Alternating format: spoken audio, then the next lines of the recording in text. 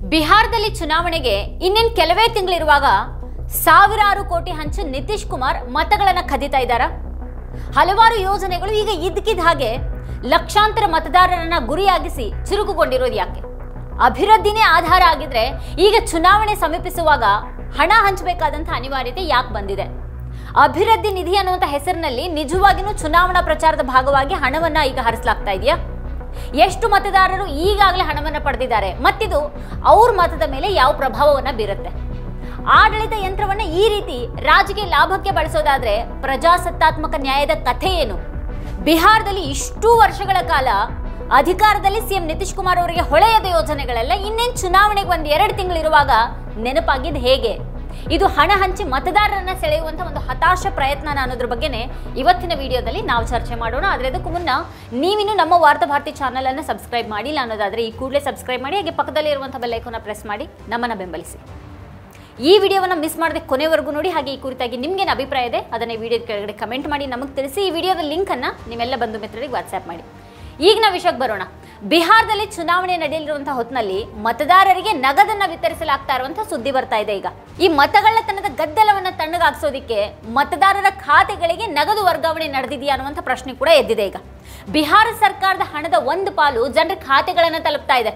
ಚುನಾವಣೆ ಬರುವಂತ ಹೊತ್ತಿಗೆ ಸರ್ಕಾರ ಎಲ್ಲ 7 ಕೋಟಿ ಮತದಾರರ ಜೇಬಿಗೆ ಅಥವಾ ಪ್ರತಿ ಮತದಾರರ ಕುಟುಂಬದ ಖಾತೆಗಳಿಗೆ ಹಣ ಜಮಾ ಮಾಡಿರೋ ಹಾಗಿದೆ. ಕೆಲವರು 1000 ಮತ್ತೆ ಕೆಲವರು 10,000 ಮತ್ತೆ ಕೆಲವರು 15,000 ಪಡಿತಾ ಇದ್ದಾರೆ. ಕೆಲವರು ಪಿಂಚಣಿ, ಕೆಲವರು ಗೌರವಧನ, ಕೆಲವರು ಅನುದಾನ, ಕೆಲವರು ಟ್ಯಾಬ್ಲೆಟ್ಗಳು ಮತ್ತೆ ಕೆಲವರು ಸ್ಮಾರ್ಟ್ ಫೋನ್ಗಳನ್ನು ಕೂಡ ಪಡಿತಾ ಇದ್ದಾರೆ. ಜುಲೈ ಮತ್ತೆ ಸೆಪ್ಟೆಂಬರ್ ನಡುವೆ ಬಿಹಾರ ಸರ್ಕಾರ ಹಣ ವಿತರಣೆಗೆ ಹಲವು ಯೋಜನೆಗಳನ್ನ ಇಲ್ಲಿ ನೆಪ ಮಾಡಿಕೊಂಡಿದೆ. ಹೊಸ ವರ್ಗದ ಜನರನ್ನ ಗುರುತಿಸಲಾಗ್ತಾ ಇದೆ. ಕೆಲ ಸಂದರ್ಭಗಳಲ್ಲಿ ವಕೀಲರಿಗೆ ಸ್ಟೈಪಂಡ್ ಹೆಸರಿನಲ್ಲಿ ಹಣವನ್ನು ನೀಡಲಾಗ್ತಾ ಇದೆ. ಇನ್ನು ಕೆಲ ಸಂದರ್ಭಗಳಲ್ಲಿ 12ನೇ ತರಗತಿ ಪಾಸ್ ಆದವರಿಗೂ ಕೂಡ ಹಣವನ್ನು ನೀಡಲಾಗ್ತಾ ಇದೆ. ಚುನಾವಣೆಗೂ ಇನ್ನೇನು ಕೊನೆಯ 3 ತಿಂಗಳುಗಳಲ್ಲಿ ಬಿಹಾರದಲ್ಲಿ ಹಣ ವಿತರಿಸ್ತಾ ಇರುವಂತಹ ಈ ವಿಧಾನ ಸಾರ್ವಜನಿಕ ಕಲ್ಯಾಣವನ್ನ ಇಲ್ಲಿ ಗುರಿಯಾಗಿಸಿಕೊಂಡಿಲ್ಲ. ಬದಲಾಗಿ ಮತಗಳನ್ನ ಖರೀದಿ ಮಾಡೋದಿಕ್ಕೆ ರಾಜ್ಯ ಬಜೆಟ್ ಅನ್ನ ಇಲ್ಲಿ ವ್ಯರ್ಥ ಮಾಡಲಾಗ್ತಾ ಇದೆ. ಸಾರ್ವಜನಿಕರನ್ನ ಲೂಟಿ ಮಾಡೋದಿಕ್ಕೆ ಹಣವನ್ನ ಎಸೆಯಲಾಗ್ತಾ ಇರೋ ಹಾಗಿದೆ ಇಲ್ಲಿ.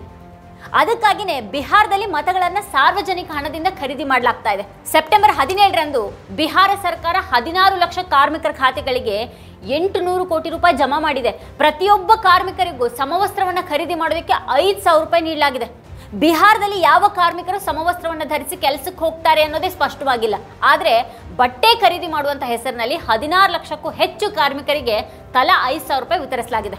ಹೊಸ ವಕೀಲರಿಗೆ ತಿಂಗಳಿಗೆ 5,000 ಸ್ಟೈಪಂಡ್ ನೀಡಲಾಗುವುದು ಅಂತ ಬಿಜೆಪಿ ಪೋಸ್ಟರ್ ಹಾಕಿದೆ. ಜನವರಿ 1, 2024ರಿಂದ ಹೊಸದಾಗಿ ದಾಖಲಾದಂತಹ ವಕೀಲರು 3 ವರ್ಷಗಳವರೆಗೆ ಒಂದು ತಿಂಗಳಿಗೆ 5,000 ರೂಪಾಯಿ ಪಡಿತಾರೆ ಅಂತ ಅದು ಹೇಳುತ್ತೆ. ಹಾಗಾದ್ರೆ ಈ ಸಹಾಯವನ್ನ ಎಲ್ಲಾ ತೆರಿಗೆದಾರರಿಗೆ ಯಾಕೆ ವಿಸ್ತರಿಸಬಾರದು? ಸೆಪ್ಟೆಂಬರ್ 21ರಂದು ಬಿಹಾರ ಮಹಾದಲಿತ್ ವಿಕಾಸ್ ಮಿಷನ್ಗಾಗಿ ಕೆಲಸ ಮಾಡುವವರು ಟ್ಯಾಬ್ಲೆಟ್ಗಳನ್ನು ಖರೀದಿ ಮಾಡೋದಕ್ಕೆ 25,000 ಪಡಿತಾರೆ. ಅವರು ಸಾರಿಗೆ ಭತ್ಯೆಯನ್ನ 1,900ರಿಂದ 2,500ಕ್ಕೆ ಮತ್ತೆ ಸ್ಟೇಷನರಿ ಭತ್ಯೆಯನ್ನ 900ರಿಂದ 1,500ಕ್ಕೆ ಹೆಚ್ಚು ಮಾಡಲಾಗಿದೆ.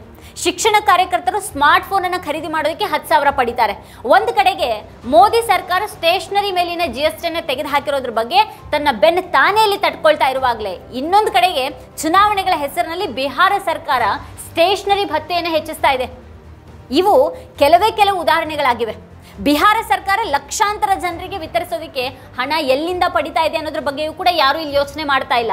5 ವರ್ಷಗಳ ಕಾಲ ಏನೂ ಮಾಡದೆ ಕಾಲ ಕಳೆದಂತಹ ಸರ್ಕಾರಗಳು ಈಗ ಮತ್ತೊಂದು ಚುನಾವಣೆ ಬಂತು ಅಂತ ಹೇಳುವಾಗ ಹಣ ಹಂಚೋದಿಕ್ಕೆ ನಿಂತು ಬಿಡ್ತವೆ. ನಿತೀಶ್ ಕುಮಾರ್ 2005ರಿಂದ ಬಿಹಾರದ ಮುಖ್ಯಮಂತ್ರಿ ಆಗಿದ್ದಾರೆ. ಅವರ ಅಭಿವೃದ್ಧಿ ಬಿಹಾರದ ಜನರ ಜೀವನವನ್ನ ಬದಲಿಸಿದ್ರೆ, ಆರ್ಥಿಕ ಪ್ರಗತಿ ಆಗಿದ್ರೆ, ಉದ್ಯೋಗ ಸೃಷ್ಟಿ ಆಗಿದ್ರೆ ಬಿಹಾರದ 94 ಲಕ್ಷ ಕುಟುಂಬಗಳು 6,000 ಮಾತ್ರನೇ ಗಳಿಸುವಂತ ಸ್ಥಿತಿ ಯಾಕಿದೆ ಅಲ್ಲಿ? ಬಡತನದಿಂದ ಪಾರಾಗೋದಕ್ಕೆ ಯಾವುದೇ ಆಯ್ಕೆ ಇಲ್ಲದೆ ಜನರಿಗಾಗಿ ಹಣವನ್ನು ವಿತರಿಸಲಾಗ್ತಾ ಇದೆಯಾ? ಹಾಗಾದ್ರೆ ಅಭಿವೃದ್ಧಿಯ ಬಗ್ಗೆ ಮಾತನಾಡೋದ್ರಲ್ಲಿ ಏನು ಅರ್ಥ ಇದೆ? ಅವ್ರ ಖಾತೆಗಳಿಗೆ 1,000ದಿಂದ 10,000 ರೂಪಾಯಿ ಜಮಾ ಮಾಡಿ ಮತವನ್ನು ಖರೀದಿ ಮಾಡಲಾಗ್ತಾ ಇದೆಯಾ? ಅವರ ಜೀವನಕ್ಕೆ ಶಾಶ್ವತ ವ್ಯವಸ್ಥೆ ಇಲ್ಲದಿರುವಾಗ ಮತದಾನದ ಸಮಯದಲ್ಲಿ ಮಾತ್ರನೇ ಹಣ ವಿತರಿಸಲಾಗುತ್ತೆ. ಮತದಾನದ ಮೊದಲು ಮತ್ತೆ ಚುನಾವಣೆಯ ನಂತರ ಅವ್ರ ಜೀವನ ಏನು ಅನ್ನೋದ್ರ ಬಗ್ಗೆ ಯಾರೂ ಕೂಡ ಇಲ್ಲಿ ಕಾಳಜಿ ವಹಿಸೋದಿಲ್ಲ. ಇದ್ದಕ್ಕಿದ್ದ ಹಾಗೆ ಈಗ 5,000, 10,000, 15,000 ರೂಪಾಯಿಗಳನ್ನ 6,000 ಕೂಡ ಗಳಿಸದ ಜನರ ಖಾತೆಗಳಿಗೆ ಜಮಾ ಮಾಡೋದಕ್ಕೆ ಪ್ರಾರಂಭ ಮಾಡಿದ್ರೆ ಕಳೆದ 20 ವರ್ಷಗಳಲ್ಲಿ ಅವ್ರಿಗೆ ಏನಾಯ್ತು ಅನ್ನೋದನ್ನ ಜನರು ಮರೆತು ಬಿಡ್ತಾರೆ. ಬಿಹಾರದಲ್ಲಿ ವೃದ್ಧರು 400 ರೂಪಾಯಿ ಪಿಂಚಣಿಯಲ್ಲಿ ಈವರೆಗೆ ಹೇಗೆ ಬದುಕುಳಿದ್ರು ಅಂತ ಯಾರೂ ಕೂಡ ಕೇಳೋದಿಲ್ಲ. ಚುನಾವಣೆಗಳ ಕಾರಣದಿಂದಾಗಿ ಅದನ್ನ ಒಂದು ತಿಂಗಳಿಗೆ 1100 ರೂಪಾಯಿಗಳಿಗೆ ಹೆಚ್ಚಿಸಲಾಗಿದೆ ಮತ್ತೆ 1 ಕೋಟಿಗೂ ಹೆಚ್ಚು ಜನರ ಖಾತೆಗಳಿಗೆ ಹಣ ವರ್ಗಾಯಿಸಲಾಗಿದೆ. ವೃದ್ಧಾಪ್ಯ ಪಿಂಚಣಿ, ವಿಧವಾ ಪಿಂಚಣಿ, ಅಂಗವೈಕಲ್ಯ ಪಿಂಚಣಿಗೆ ಹಣವನ್ನು ಖರ್ಚು ಮಾಡಲಾಗಿದೆ. ಹೆಚ್ಚಿದ ನಿಧಿಯಿಂದ ಸರ್ಕಾರ ಹೆಚ್ಚುವರಿಯಾಗಿ 777 ಕೋಟಿ ರೂಪಾಯಿಗಳನ್ನು ಖರ್ಚು ಮಾಡಬೇಕಾಗುತ್ತೆ. ಇಲ್ಲಿ ಇದು ವಾರ್ಷಿಕ ಬಜೆಟ್ ಅನ್ನು 9300 ಕೋಟಿ ರೂಪಾಯಿಗಳಿಗೆ ಹೆಚ್ಚು ಮಾಡುತ್ತೆ. ನಿತೀಶ್ ಕುಮಾರ್ ಸೆಪ್ಟೆಂಬರ್ 21ರಂದು ಅವರು ಪಾಟ್ನಾದಲ್ಲಿ ಭವ್ಯವಾದ ವಿಜ್ಞಾನ ನಗರ ಕ್ಯಾಂಪಸ್ ಅನ್ನು ಉದ್ಘಾಟಿಸಿದ್ರು. ಇದನ್ನ ನೋಡಿದಾಗ ಬಿಹಾರ ವಿಜ್ಞಾನ ಜಗತ್ತಿನಲ್ಲಿ ಸದ್ದು ಮಾಡಲಿದೆ ಅಂತ ಯಾರಾದರೂ ಕೂಡ ಭಾವಿಸ್ತಾರೆ. ಆದರೆ ಬಿಹಾರದ ವಾಸ್ತವ ಬೇರೆನೇ ಇದೆ. ಒಂದು ಕಾಲದಲ್ಲಿ ವಿಜ್ಞಾನ ಕಾಲೇಜ್ಗೆ ನೆಲೆಯಾಗಿದ್ದಂತಹ ಪಾಟ್ನಾದ ಕಾಲೇಜು ಇವತ್ತು ರಾಷ್ಟ್ರೀಯ ಶ್ರೇಯಾಂಕದಲ್ಲಿ ಬಿ ಮತ್ತು ಸಿ ಗ್ರೇಡ್ ಕಾಲೇಜ್ಗಳಲ್ಲಿ ಸ್ಥಾನ ಪಡೆದಿದೆ. 20 ವರ್ಷಗಳಲ್ಲಿ ಒಂದು ವಿಜ್ಞಾನ ಕಾಲೇಜು ಅವನತಿಯತ್ತ ಸಾಗಿದೆ. ಹಾಗೆ ಇನ್ನೊಂದು ಕಡೆಗೆ ಬಿಹಾರದ ಜನರು ಕಳಪೆ ಆರ್ಥಿಕ ಸ್ಥಿತಿಯಲ್ಲಿದ್ದಾರೆ. ಆದರೆ ಬಿಹಾರ ಸರ್ಕಾರದಲ್ಲಿ ವಿತರಿಸೋದಕ್ಕೆ ಸಾಕಷ್ಟು ಹಣ ಇದೆ. ಯಾವುದೇ ಉದ್ಯೋಗಗಳಿಲ್ಲ, ಆದರೆ ಯುವ ಜನರ ಹೆಸರಲ್ಲಿ ಹಣವನ್ನು ವಿತರಿಸಲಾಗ್ತಾ ಇದೆ. ಜುಲೈ 1, 2025ರಂದು ನಿತೀಶ್ ಕುಮಾರ್ ಸರ್ಕಾರ ಹೊಸ ಯೋಜನೆಯನ್ನು ಪ್ರಾರಂಭ ಮಾಡಿತು. ಈ ಯೋಜನೆಯಡಿಯಲ್ಲಿ 12ನೇ ತರಗತಿಯ ವಿದ್ಯಾರ್ಥಿಗಳು ಒಂದು ತಿಂಗಳಿಗೆ 4000 ರೂಪಾಯಿ ಪಡೀತಾರೆ. ITI ಡಿಪ್ಲೊಮಾ ಮಾಡಿದವರು ಒಂದು ತಿಂಗಳಿಗೆ 5000 ರೂಪಾಯಿ ಮತ್ತೆ BA MA ಮಾಡಿರುವವರು ಒಂದು ತಿಂಗಳಿಗೆ 6000 ಪಡೀತಾರೆ. ಮುಖ್ಯಮಂತ್ರಿಗಳ ಸ್ವಸಹಾಯ ಭತ್ಯೆ ಯೋಜನೆಯಡಿ 20 ರಿಂದ 25 ವರ್ಷ ವಯಸ್ಸಿನ ನಿರುದ್ಯೋಗಿ ಯುವಕರಿಗೆ 2 ವರ್ಷಗಳ ಕಾಲ ಒಂದು ತಿಂಗಳಿಗೆ 1000 ರೂಪಾಯಿ ನೀಡಲಾಗುತ್ತೆ. ಬಿಹಾರ ಸರ್ಕಾರ ಇದಕ್ಕಾಗಿ 2850 ಕೋಟಿ ರೂಪಾಯಿ ಖರ್ಚು ಮಾಡುತ್ತೆ. ಅಧ್ಯಯನ ಮಾಡುವವರಿಗೆ 6000 ಮತ್ತೆ ಉದ್ಯೋಗಕ್ಕಾಗಿ ಪ್ರಯತ್ನಿಸುವವರಿಗೆ 1000 ರೂಪಾಯಿ ಸಿಗುತ್ತೆ. ವರ್ಷದ ಉಳಿದ ದಿನಗಳಲ್ಲಿ ಯುವಕರು ನೇಮಕಾತಿ ಪ್ರಯತ್ನಗಳಲ್ಲೇ ಕಳಿಬೇಕಾಗಿರುತ್ತೆ. ಈಗ ಚುನಾವಣೆಗಳ ಹತ್ತಿರ ಆಗಿರೋದ್ರಿಂದ ಅವರು ತಮ್ಮ ಜೇಬನ್ನು ತುಂಬಿಸ್ಕೊಳ್ಬಹುದು. ಈ ಯೋಜನೆಗಳ ಮೂಲಕ ಯುವಕರನ್ನ ಸಬಲೀಕರಣಗೊಳಿಸೋದಕ್ಕೆ ಬಯಸೋದಾಗಿ ನಿತೀಶ್ ಕುಮಾರ್ ಅವರು ಬರೆದಿದ್ದಾರೆ. ಈ ಹಣ ಉದ್ಯೋಗಾವಕಾಶಗಳನ್ನು ಸೃಷ್ಟಿ ಮಾಡುತ್ತಾ? ಅವ್ರ ಸರ್ಕಾರ 20 ವರ್ಷಗಳಲ್ಲಿ ಅವಕಾಶಗಳನ್ನು ಸೃಷ್ಟಿ ಮಾಡದೇ ಇದ್ರೆ ಈಗ ಒಂದು ತಿಂಗಳಿಗೆ 1000 ರೂಪಾಯಿ ಕೊಡೋದು ಉದ್ಯೋಗಗಳನ್ನು ಹೇಗೆ ಸೃಷ್ಟಿ ಮಾಡುತ್ತೆ? ಜಾತಿ ಜನಗಣತಿ ವರದಿಯ ಪ್ರಕಾರ ಬಿಹಾರದಲ್ಲಿ ಕಾರ್ಮಿಕರ ಅತಿ ದೊಡ್ಡ ವರ್ಗ ಅಂತ ಅಂದ್ರೆ ಮೇಸ್ತ್ರಿಗಳು, ಕಾರ್ಮಿಕರು ಮತ್ತೆ ಇತರರು. ಬಿಹಾರದ ದುಡಿಯುವ ಜನಸಂಖ್ಯೆಯ 16.73% ಜನರು ಮೇಸ್ತ್ರಿ ಮತ್ತೆ ಕಾರ್ಮಿಕರ ಕೆಲಸ ಮಾಡ್ತಾ ಇದ್ದಾರೆ. ಇದು ನಿತೀಶ್ ಕುಮಾರ್ ಅವರು ಸಾಧಿಸಿದಂತಹ ಅಭಿವೃದ್ಧಿ. ಇದು ದೀರ್ಘಕಾಲ ಸ್ಥಿರವಾದ ಆಡಳಿತದ ನಂತರ ಕೂಡ ಶಾಲಾ ಮತ್ತೆ ಕಾಲೇಜು ಶಿಕ್ಷಣ ಎಷ್ಟು ಹಾಳಾಗಿದೆ ಅನ್ನೋದನ್ನ ಇದು ತೋರಿಸುತ್ತೆ. ಜಾತಿ ಗಣತಿ ಬಿಹಾರದಲ್ಲಿ ಸರ್ಕಾರಿ ವಲಯದಲ್ಲಿ ಕೇವಲ 20 ಲಕ್ಷ ಜನರು ಮಾತ್ರನೇ ಕೆಲಸ ಮಾಡ್ತಾ ಇದ್ದಾರೆ ಅಂತ ಹೇಳುತ್ತೆ. ಅಲ್ಲಿ ಸಂಘಟಿತ ವಲಯದಲ್ಲಿ ಖಾಸಗಿ ಉದ್ಯೋಗಿಗಳ ಸಂಖ್ಯೆ 15,97,000. ಅಸಂಘಟಿತ ವಲಯದಲ್ಲಿ ಕೆಲಸ ಮಾಡುವಂತಹ ಜನರ ಸಂಖ್ಯೆ ಸರಿಸುಮಾರು 28 ಲಕ್ಷ. ಹೆಚ್ಚಿನ ಬಿಹಾರಿಗಳು ಅಸಂಘಟಿತ ವಲಯದಲ್ಲಿ ಕೆಲಸ ಮಾಡ್ತಾ ಇದ್ದಾರೆ. ಅಸಂಘಟಿತ ವಲಯದಲ್ಲಿ ಸಾಮಾಜಿಕ ಭದ್ರತೆ ಅನ್ನೋದು ಇಲ್ವೇ ಇಲ್ಲ. ಗಳಿಕೆ ತುಂಬಾನೇ ಕಡಿಮೆ ಮತ್ತೆ ಕೆಲಸ ವಿಪರೀತ. ದಿನಕ್ಕೆ 200 ರೂಪಾಯಿ ಕೂಡ ಸಂಪಾದನೆ ಮಾಡೋದಕ್ಕೆ ಸಾಧ್ಯವಾಗದಂತಹ ರಾಜ್ಯದಲ್ಲಿ ಈಗ ಇದ್ದಕ್ಕಿದ್ದ ಹಾಗೆ ಜನರ ಜೇಬಿಗೆ ದುಡ್ಡು ಹಾಕಿದ್ರೆ ಅವ್ರು ತುಂಬಾ ಸಂತೋಷ ಪಡ್ತಾರೆ. 20 ವರ್ಷಗಳಲ್ಲಿ ತಮಗೆ ಏನೂ ಸಿಕ್ಕಿಲ್ಲ ಅಂತ ಅವರಿಗೆ ತಿಳಿದಿದೆ ಮತ್ತೆ ಅವ್ರ ಪರಿಸ್ಥಿತಿಗೆ ಹದಗೆಟ್ಟಿದೆ. ಆದರೆ ಈಗೇನಾಗುತ್ತೆ? ಬಿಹಾರ ಸರ್ಕಾರ 853 ಪಂಚಾಯತ್ಗಳಲ್ಲಿ 4260 ಕೋಟಿ ವೆಚ್ಚದಲ್ಲಿ ಮದುವೆ ಮಂಟಪಗಳನ್ನು ನಿರ್ಮಿಸೋದಾಗಿ ಘೋಷಣೆ ಮಾಡಿದೆ. ಜನರು ಕಷ್ಟಪಟ್ಟು ಜೀವನ ಸಾಗಿಸೋದಕ್ಕೆ ಸಾಧ್ಯವಾಗದ ಬಡ ರಾಜ್ಯದಲ್ಲಿ 4200 ಕೋಟಿಗಳನ್ನು ಮದುವೆ ಮಂಟಪಗಳಿಗೆ ಖರ್ಚು ಮಾಡಲಾಗ್ತಾ ಇದೆ. ಇದರಲ್ಲಿ ಯಾರಿಗೂ ಏನು ಹಾನಿ ಕಾಣ್ತಾ ಇಲ್ವಾ? 4000 ಕೋಟಿ ವೆಚ್ಚದ ಮದುವೆ ಮಂಟಪ ಬಿಹಾರದಲ್ಲಿ ಉದ್ಯೋಗಾವಕಾಶಗಳನ್ನ ಸೃಷ್ಟಿ ಮಾಡುತ್ತೆ. ಅಂದ್ರೆ ಬಹುಶಃ ಇದು ಬಂಪರ್ ಮತಕ್ಕೆ ಕಾರಣ ಆಗಬಹುದೇನೋ. ಆದರೆ ಇದರ ಅರ್ಥ ಗೆದ್ದ ಮತಗಳು ಅಭಿವೃದ್ಧಿಯಿಂದಾಗಿ ಬಂದು ಅಂತ ಅರ್ಥ ಅಲ್ಲ. ಇದು ಗೆದ್ದ ಮತಗಳು ಹಣ ಹಂಚಿದ್ರಿಂದಾಗಿ ಬಂದು ಅಂತ ಆಗುತ್ತೆ. ಸೆಪ್ಟೆಂಬರ್ 20ರಂದು ಮುಖ್ಯಮಂತ್ರಿ ನಿತೀಶ್ ಕುಮಾರ್ 49 ಲಕ್ಷ ಫಲಾನುಭವಿಗಳ ಖಾತೆಗಳಿಗೆ 2920 ಕೋಟಿ ವರ್ಗಾಯಿಸಿದ್ರು. ಈ ಫಲಾನುಭವಿಗಳು ಶಿಕ್ಷಣ ಯೋಜನೆಗಳಿಂದ ಹಣವನ್ನು ಪಡೆದ್ರು. ಹಳೆಯ ಯೋಜನೆಗಳಿಗೆ ಹಣವನ್ನು ಹರಿಸಲಾಗ್ತಾ ಇರುವಾಗ ಹೊಸದನ್ನ ಪ್ರಾರಂಭಿಸಲಾಗ್ತಾ ಇದೆ.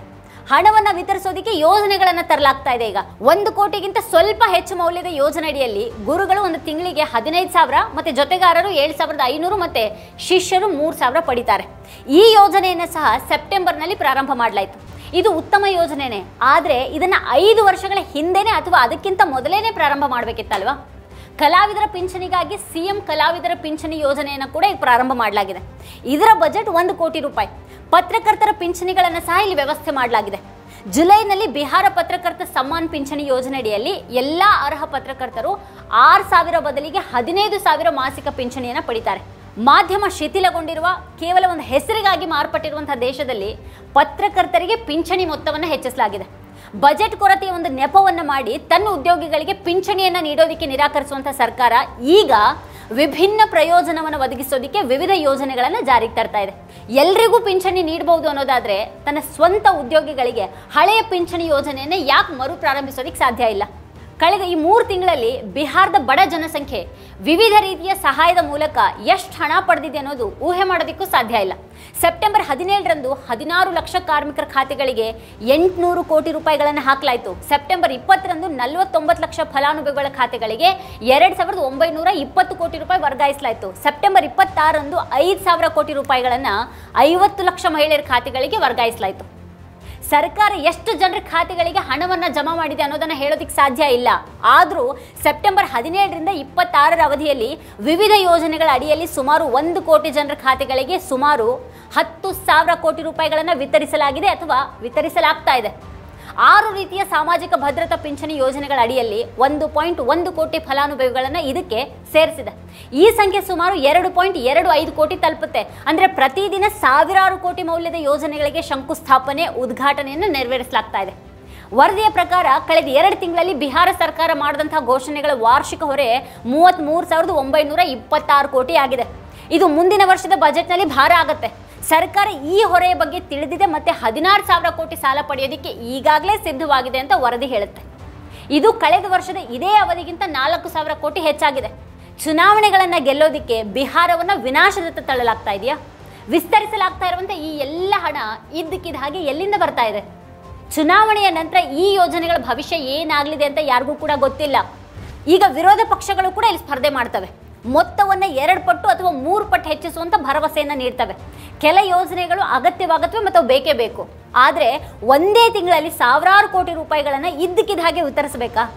ಕರ್ನಾಟಕದಲ್ಲಿ ಗ್ಯಾರಂಟಿಗಳನ್ನು ಕೊಟ್ಟು ರಾಜ್ಯ ದಿವಾಳಿಯಾಗಿದೆ ಅಂತ ಬೊಬ್ಬೆ ಹಾಕ್ತಾ ಇರುವಂಥ ಬಿಜೆಪಿ ಬಿಹಾರದಲ್ಲಿ ತಮ್ಮದೇ ಮೈತ್ರಿ ಸರ್ಕಾರ 1-2 ತಿಂಗಳಲ್ಲೇ ಸಾವಿರಾರು ಕೋಟಿ ದುಡ್ಡನ್ನು ಹಂಚ್ತಾ ಇರುವಾಗ ಈಗ ಬಾಯಿ ಮುಚ್ಕೊಂಡಿದೆ. ಕರ್ನಾಟಕದಲ್ಲಿ ಕಾಂಗ್ರೆಸ್ ಸರ್ಕಾರ ಕೊಟ್ಟರೆ ದಿವಾಳಿ ಆಗುತ್ತೆ. ಬಿಹಾರದಲ್ಲಿ ಬಿಜೆಪಿ ಮೈತ್ರಿ ಸರ್ಕಾರ ಕೊಟ್ಟರೆ ಅದು ಕ್ರಾಂತಿಕಾರಿ. ಇದಕ್ಕಿಂತ ದೊಡ್ಡದೊಂದು ಏನಿದೆ? ನಿತೀಶ್ ಕುಮಾರ್ ಪತ್ರಿಕಾಗೋಷ್ಠಿಗಳನ್ನು ನಡೆಸ್ತಾ ಇಲ್ಲ ಇಲ್ಲಿ. ಆದರೆ ಅವರ ಸಾರ್ವಜನಿಕ ಉಪಸ್ಥಿತಿ ಕಾಪಾಡಿಕೊಳ್ಳೋದಕ್ಕೆ ಹೊಸ ವಿಧಾನವನ್ನು ರೂಪಿಸಲಾಗ್ತಾ ಇದೆ. ಅವರು ಸರ್ಕಾರಿ ಅಧಿಕಾರಿಗಳು ಮಾತ್ರ ಇರುವಂಥ ಸ್ಥಳಗಳಿಗೆ ಭೇಟಿಯನ್ನು ನೀಡ್ತಾರೆ. ಅಡಿಪಾಯ ಹಾಕಿದಂಥ ಯೋಜನೆಗಳ ಸಂಖ್ಯೆ ತುಂಬ ಹೆಚ್ಚಾಗಿದೆ ಮತ್ತು ಉದ್ಘಾಟಿಸಿದಂಥ ಯೋಜನೆಗಳ ಸಂಖ್ಯೆ ತುಂಬ ಕಡಿಮೆ ಆಗಿದೆ. ಸೆಪ್ಟೆಂಬರ್ 22ರಂದು ನಿತೀಶ್ ಕುಮಾರ್ ಅವರು 10,929 ಕೋಟಿ ರೂಪಾಯಿ ಮೌಲ್ಯದ ಯೋಜನೆಗಳಿಗೆ ಅಡಿಪಾಯವನ್ನು ಹಾಕಿದರು. ಆದರೆ 282 ಕೋಟಿ ರೂಪಾಯಿ ಮೌಲ್ಯದ ಯೋಜನೆಗಳನ್ನು ಉದ್ಘಾಟಿಸಿದರು. ಸೆಪ್ಟೆಂಬರ್ನಲ್ಲಿನೇ 10ಕ್ಕೂ ಹೆಚ್ಚು ಶಂಕುಸ್ಥಾಪನೆ ಮತ್ತು ಉದ್ಘಾಟನಾ ಕಾರ್ಯಕ್ರಮಗಳು ನಡೆದಿವೆ. ಅವುಗಳ ಒಟ್ಟು ವೆಚ್ಚ 300 ಕೋಟಿ ಮೀರಿದೆ. ಸರ್ಕಾರ ಘೋಷಣೆ ಮಾಡ್ತಾನೆ ಇರುತ್ತೆ, ಆದರೆ ನಿಜವಾದ ಚಿತ್ರ ಯಾವತ್ತಿಗೂ ಗೊತ್ತಾಗೋದಿಲ್ಲ. ಕಳೆದ ಚುನಾವಣೆಯಲ್ಲಿ ಪ್ರತಿ ಜಿಲ್ಲೆಯಲ್ಲಿ ಎಷ್ಟು ಸಾವಿರ ಕೋಟಿ ಮೌಲ್ಯದ ಯೋಜನೆಗಳನ್ನು ಪ್ರಾರಂಭ ಮಾಡಲಾಯಿತು ಮತ್ತು ಈ ಚುನಾವಣೆಗೂ ಮೊದಲು ಎಷ್ಟು ಸಾವಿರ ಕೋಟಿ ಮೌಲ್ಯದ ಯೋಜನೆಗಳನ್ನು ಪ್ರಾರಂಭ ಮಾಡಲಾಗ್ತಾ ಇದೆ? ಅವೆರಡರ ಸ್ಥಿತಿ ಏನು? ಜನರು ತಮ್ಮ ಖಾತೆಗೆ ಎಷ್ಟು ಹಣ ಬಂತು ಅನ್ನೋದನ್ನು ಮಾತ್ರನೇ ನೋಡ್ತಾರೆ. ಅವ್ರು ಆ ರೀತಿ ಮೈ ಮರೀಲಿ ಅಂತಾನೆ ಇಲ್ಲಿ ಹಣವನ್ನು ಹಂಚಲಾಗುತ್ತೆ. ಬಾಕಿ ಎಲ್ಲವನ್ನ ಬರೀ ಫೋಟೋ ಸಲುವಾಗಿ ಮಾತ್ರನೇ ಮಾಡಲಾಗುತ್ತೆ. ವೀಕ್ಷಕರು, ಈ ಕುರಿತಾಗಿ ನೀವೇನು ಹೇಳ್ತೀರಿ? ಏನು ಅಭಿಪ್ರಾಯ ಇದೆ ನಿಮಗೆ ಈ ವಿಷಯ ಅಥವಾ ಈ ವಿಡಿಯೋದ ಕುರಿತಾಗಿ? ಅದನ್ನು ವಿಡಿಯೋದ ಕೆಳಗಡೆ ಕಮೆಂಟ್ ಮಾಡಿ ನಮಗೆ ತಿಳಿಸಿ. ಇದೇ ಹೊತ್ತಿನ ಸ್ಪೆಷಲ್ ನೋಡ್ತಾ ಇರಿ ವಾರ್ತಾಭಾರತಿ. ನೀವಿನ್ನೂ ವಾರ್ತಾಭಾರತಿ ಯೂಟ್ಯೂಬ್ ಚಾನಲನ್ನು ಸಬ್ಸ್ಕ್ರೈಬ್ ಮಾಡಿಲ್ಲ ಅನ್ನೋದಾದರೆ ಈ ಕೂಡಲೇ ಸಬ್ಸ್ಕ್ರೈಬ್ ಮಾಡಿ, ಹಾಗೆ ಪಕ್ಕದಲ್ಲೇ ಇರುವಂಥ ಬೆಲ್ ಐಕಾನ್ನ ಪ್ರೆಸ್ ಮಾಡಿ ನಮ್ಮನ್ನು ಬೆಂಬಲಿಸಿ.